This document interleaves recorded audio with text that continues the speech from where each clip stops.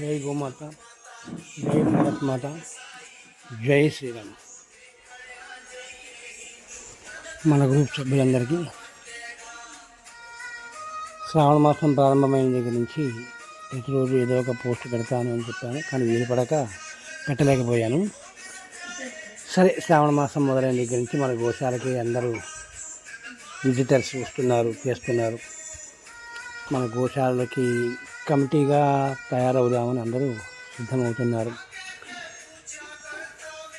అందరినీ మేము ఆహ్వానించాము. మా ఆహ్వానాన్ని స్వీకరించి వస్తున్న వారందరికీ కూడా స్వాగతం, సుస్వాగతం.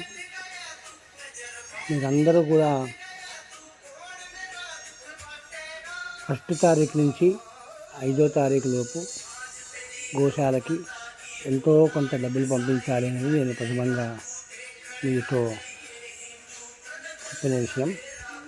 నేను అందరి దృష్టిలో పెట్టుకొని ఎవరికి వీలైనంత 100 రూపాయలు అయితే 100 రూపాయలే, కనీసం 11 రూపాయలైనా పంపించండి. ఎందుకంటే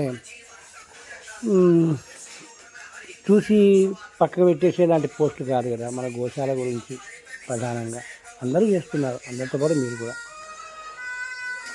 అందరూ సహకరిస్తేనే ఈ మహత్కార్యం ముందుకు వెళ్తుంది. మన మిత్రులందరికీ స్వాగతం.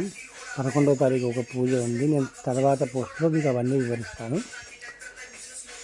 కాబట్టి 5వ తారీఖు లోపు ఎవరికి వీలైనంత వారు గోశాలకి ఫోన్పే చేయండి. గోమాత ఆశీస్సులు మీ అందరికీ ఎల్లవేళలా ఉంటాయి. జై గోమాత, జై భారత్ మాత, జై శ్రీరామ్.